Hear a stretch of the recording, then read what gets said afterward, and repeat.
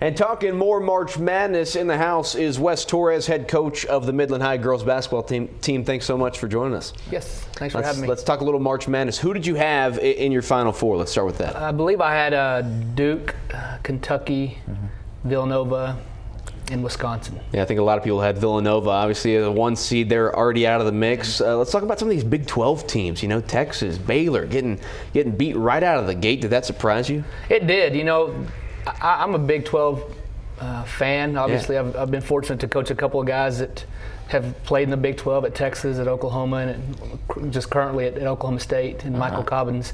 And so I'm a big fan, but really surprised that they went 0-3 on the first day. Yeah, absolutely. As a coach, you know, when you go into a tournament like this, obviously you got to get through 6 games, you know, to get there. How hard is that, you know, as a coach, to keep these players focused, to keep them, you know, moving on and focused on, you know, the next game right after they get done with that game, you know? It's extremely difficult because, you know, it is the excitement of being in that tournament, in the big dance, so to speak, and then, you know, to celebrate a victory and then to immediately have to move on and get ready to the next one. I'm sure it's got to be a difficult task as a head coach to keep them, you know, going in the right direction. Oh, for sure. Coach, I want to pick your brain on probably the most controversial call of the whole tournament. I'm talking second round, SMU, UCLA. Goaltending, no goaltending. What do you make of that? I think it's goaltending. I think the speed of the game, obviously instant replay is important, I think, in some facets of the game, but I also believe that, you know, just the playing of the game, just the way it's supposed to be played, and there's going to be some human error. There's human error on the player side, there's human error on the coach side, and there's going to be human error on the official side. I think you just have to let that go, and I believe, in my opinion, they made the right call. I agree with that. I definitely looked at the beginning that there wasn't any goaltending, but when you look a little closer, I think it barely just hit just before it hit. Right call in my eyes. I agree with you on that. Is there a head coach, Coach Torres, that you feel that you just idolize so much in the big dance and just like his style, I guess?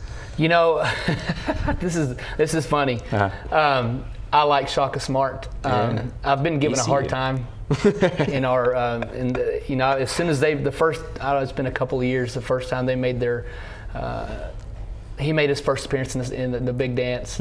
You know, I immediately, as soon as they came on TV, I had a couple of friends. I mean, I received several text messages. Hey, you're on TV. Hey, you're on TV. You That's know. your doppelganger, yeah. And it's ironic just because I love his style. You know, they play what they call a havoc defense. You know, just press and run and gun. And if you've done any research on him, that guy he's legit. I mean, everything he does. I mean, I read something and I watched some things where he took his team through Navy SEAL training. Wow. And he went through it himself. I mean, everything his team does, he'll do. You know, so it's neat to watch. I like their style. Now, moving forward into these next couple rounds, you know, do you think anybody can beat Kentucky? You know, obviously anybody can beat anybody. Yeah. I think that the neat thing about this tournament is that you don't have to be the best team. You just have to be the best team on any given night.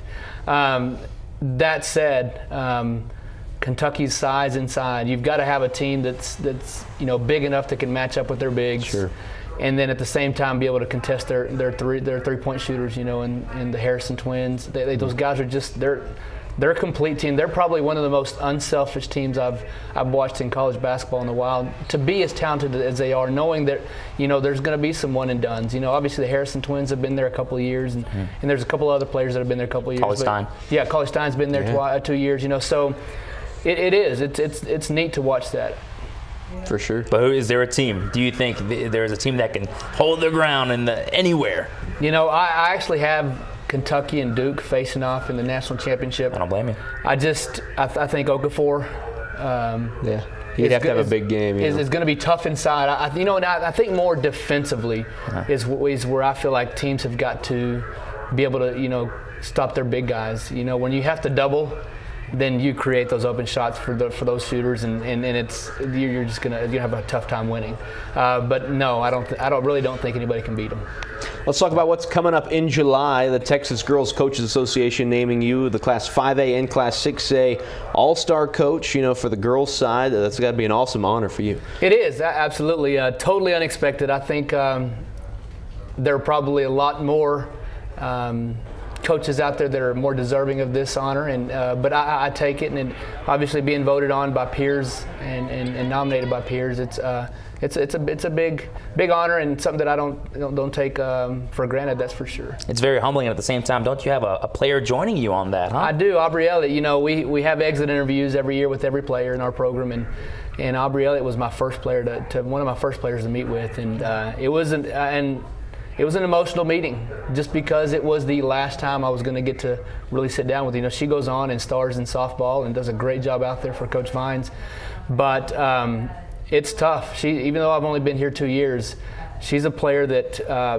you coach. There's very few of those in your lifetime that you'll coach, and she definitely ranks among one of the top 3 girls that I've ever coached for sure. Yeah, she's going to be great. And that's going to be in July on the 17th, yes, is that sir. right? It's going to be being played in Austin? Yes, sir. And so will you be kind of looking at who you got on your team? You know, I've taken a peek. The guy that I'm going to be coaching with, the assistant coach, is a guy from Galveston Ball, and so I'm excited to get to meet him, get to meet the girls. Our region, the girls that I'm coaching are predominantly from the coast area, you know, down south. We'll actually be playing against a former Midland girl in the other team, Tana Driver, who plays at Irving MacArthur. You know, has signed to play on it. I believe at Marshall University. They've got another girl that we played earlier this year from Austin Anderson that's signed to play with Stephen F. Austin, I believe. And so they've got a loaded team. You know, ultimately, this is just going to be about showcasing these girls and their last hurrah. And for some of these, as well as Aubrey, you know, they're making a push to try to find somewhere to play, and so that's exciting.